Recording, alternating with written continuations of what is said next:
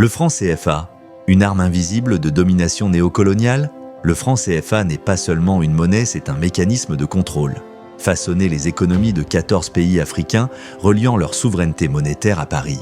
Aujourd'hui encore, ces obligations de garantie et ces taux fixés hors de l'Afrique enferment ces nations dans une relation inégale, freinant leur développement.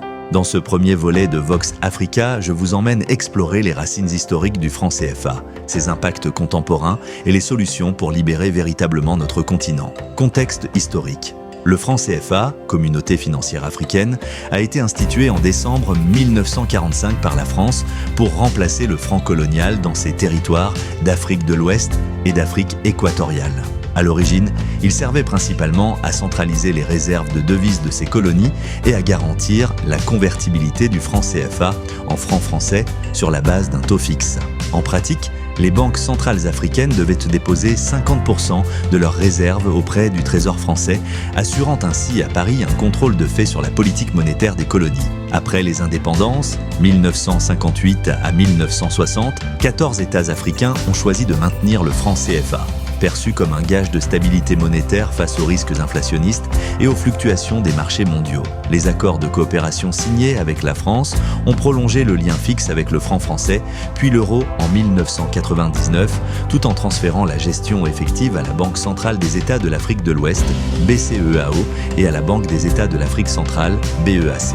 Cependant, ces institutions restaient toutes soumises à des règles strictes définies à Paris, notamment le droit de veto de la France sur certaines décisions et l'obligation de maintenir des comptes d'opération auprès du Trésor français. Ce système monétaire bipolaire a longtemps offert une faible volatilité, mais il a aussi figé la marge de manœuvre des États africains, les empêchant d'ajuster leur politique monétaire aux réalités de leurs économies nationales. C'est cette tension historique entre stabilité et souveraineté que nous allons maintenant décrypter.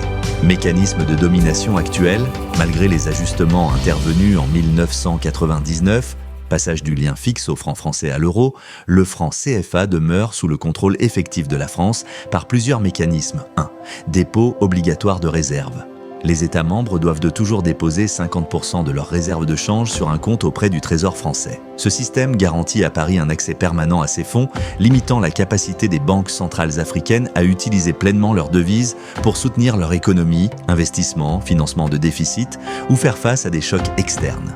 Deuxième, gouvernance partagée. Les organes de décision de la BCEAO, Afrique de l'Ouest, et de la BEAC, Afrique centrale, incluent des représentants français au même titre que des gouverneurs africains. De plus, la France détient un droit de veto sur certaines décisions stratégiques telles que la modification des taux d'intérêt directeurs ou l'émission de nouveaux billets. Troisième, taux de change fixe. Le rattachement permanent à l'euro impose une politique monétaire uniformisée, sans possibilité d'ajuster le taux de change pour corriger un déficit commercial ou stimuler la croissance. Les pays francs, CFA, ne peuvent pas dévaluer pour gagner en compétitivité ou réévaluer pour contenir l'inflation importée. Quatrième, coopération monétaire contraignante. Les conventions monétaires encadrent strictement les opérations des banques centrales, notamment en matière de politique de crédit et de distribution monétaire.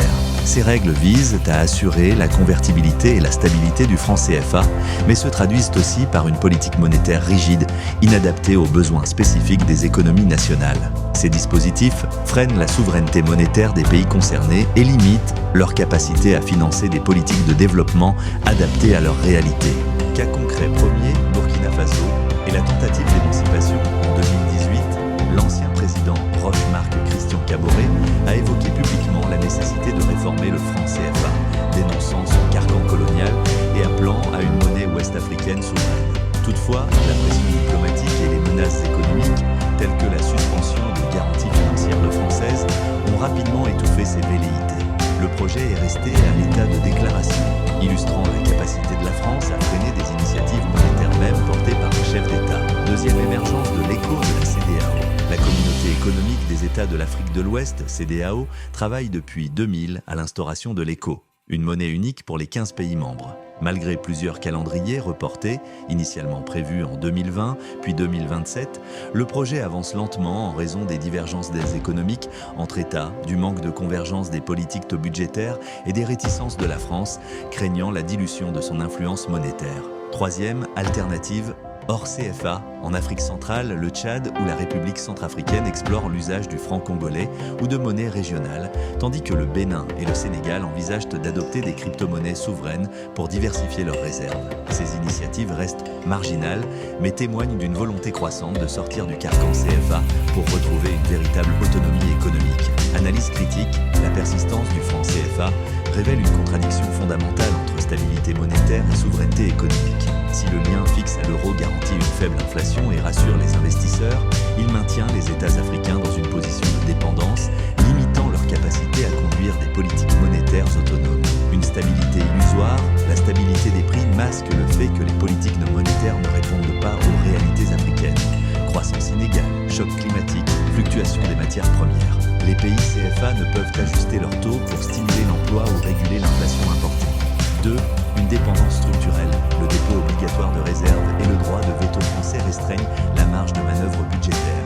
Une grande partie des devises exportées, pétrole, mines, produits agricoles, sert à alimenter le compte du Trésor français plutôt qu'à financer des projets d'infrastructure ou de santé. 3e, un frein à l'intégration régionale. Les divergences de politique économique entre pays CFA et pays hors CFA compliquent l'harmonisation régionale. Il est difficile pour un pays affilié au franc CFA de coordonner sa politique monétaire avec un voisin utilisant une autre devise, freinant la cohésion économique continentale. 4e, l'illusion de l'alternative ECO. Le projet de ECO de la CEDEAO, sans retrait préalable des accords CFA, risque de reproduire les mêmes mécanismes de contrôle si la France ou l'Union européenne obtient des garanties similaires. Toute réforme doit impérativement supprimer le dépôt obligatoire et abroger le droit de veto pour être véritablement souveraine. Conclusion premier, Burkina Faso, le vrai défi n'est pas la tentative d'émasser une monnaie par une autre, mais de repenser les fondements même de la souveraineté économique africaine. A évoqué publiquement la nécessité de réformer le franc archaïque et en construisant des institutions monétaires et appelant à une monnaie ouest-africaine. Le continent peut transformer ce levier de dépendance en un moteur de développement et d'intégration, tel que la suspension du projet Vox française, une tribune pour imaginer et construire l'Afrique de demain. Le projet est resté à l'état de déclaration sociale, culturelle et politique de la France. Avant de l'été, veuillez vous abonner et activer la cloche de notification. Deuxième émergence de l'écho de la CEDEAO et à la communauté économique des États de l'Afrique de l'Ouest, CEDEAO, travaille depuis 2000 à l'instauration de l'écho, une monnaie unique pour les 15 pays membres. Malgré plusieurs calendriers reportés,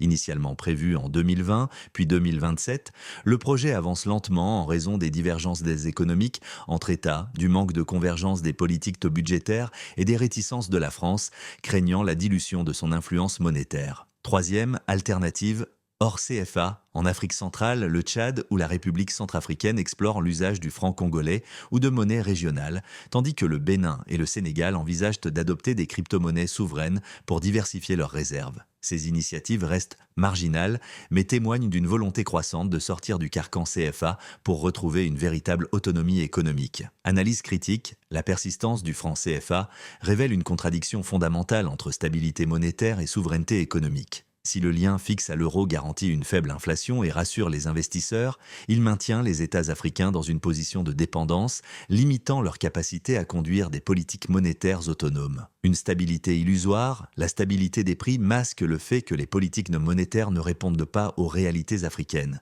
Croissance inégale, choc climatique, fluctuation des matières premières. Les pays CFA ne peuvent ajuster leurs taux pour stimuler l'emploi ou réguler l'inflation importée. 2. Une dépendance structurelle, le dépôt obligatoire de réserve et le droit de veto français restreignent la marge de manœuvre budgétaire.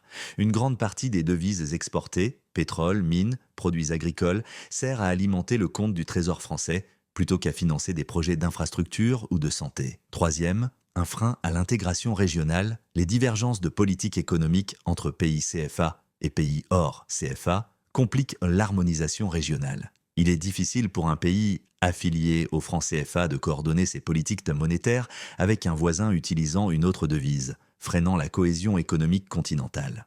Quatrième, l'illusion de l'alternative ECO, le projet de ECO de la CEDEAO, sans retrait préalable des accords CFA, risque de reproduire les mêmes mécanismes de contrôle si la France ou l'Union européenne obtient des garanties similaires. Toute réforme doit impérativement supprimer le dépôt obligatoire et abroger le droit de veto pour être véritablement souveraine.